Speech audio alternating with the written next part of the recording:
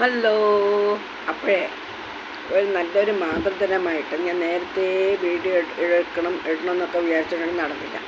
Video എടുക്കാതിരുന്നപ്പോഴെല്ലാം എനിക്ക് ഓരോരോ തടസ്സങ്ങളാണ് കേട്ടോ. അപ്പോൾ ഒന്നുകിൽ കോള് വരും, അല്ലെങ്കിൽ ആരെങ്കിലും വിളിക്കും, അങ്ങനെ ഇങ്ങനെ പോയി. അന്നേരത്തേക്ക് സമയം കിട്ടിയ നേരത്തിന് എടുത്തു വെച്ചു. ഇന്ന് ലോക മാതൃദിനമാണല്ലോ അല്ലേ?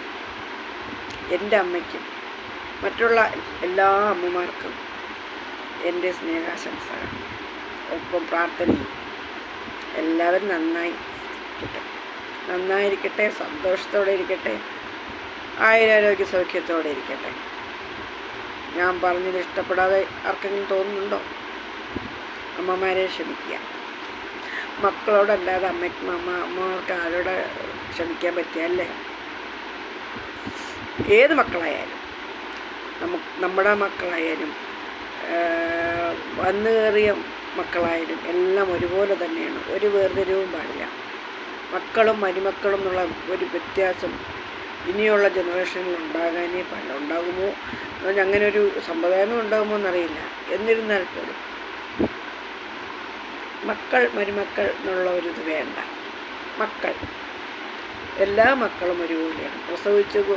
പ്രസവിച്ചത് കൊണ്ട് മാത്രം അമ്മയായില്ല, പ്രസവിക്കാത്തത് കൊണ്ടും അമ്മയല്ല എന്ന് പറയാനും പറ്റില്ല.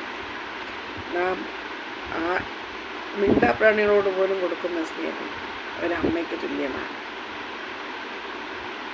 ഉൾക്കൊള്ളാൻ കഴിയണില്ല അല്ലേ? എല്ലാവരുടെ മനസ്സും ഒന്നായിരിക്കണമെന്നില്ല. വാക്കുകൾ പലയിടത്തും തെറ്റുന്നുണ്ട്. സദയം ക്ഷമിക്കുക. സന്തോഷം കൊണ്ട് നമുക്കിങ്ങനെ പറയാൻ ഒരാവേശം വരുമ്പോൾ എല്ലാം കഴിയുന്നു.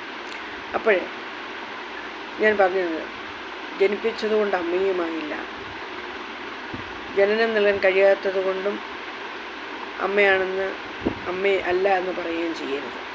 ആ അമ്മമാർക്കും ഒരു മനസ്സുണ്ട്, സ്നേഹിക്കാൻ കഴിവുള്ള ഒരു മനസ്സുണ്ട്. അത് നമ്മൾ അറിഞ്ഞ് പെരുമാറണം. അവരെ കുത്തുവാക്കുകൾ കൊണ്ടൊന്നും നമ്മൾ വേദനിപ്പിക്കാനൊന്നും പാടില്ല. അവർ മറ്റുള്ള സഹജീവികളോട് എങ്ങനെ പെരുമാറുന്നു എന്ന് നോക്കുക. അത് മതി അവരൊരമ്മയാണോ എന്നറിയാം. എല്ലാ അമ്മമാരും ഒരുപോലെ കാണുക, ഒരുപോലെ സ്നേഹിക്കുക, ആയുരാരോഗ്യ സൗഖ്യത്തോടെ ഇരിക്കുക. എല്ലാ അമ്മമാർക്കും എൻ്റെ പ്രാർത്ഥന ഉണ്ടാവും കേട്ടോ. അപ്പോൾ നമുക്ക് കാണാമേ.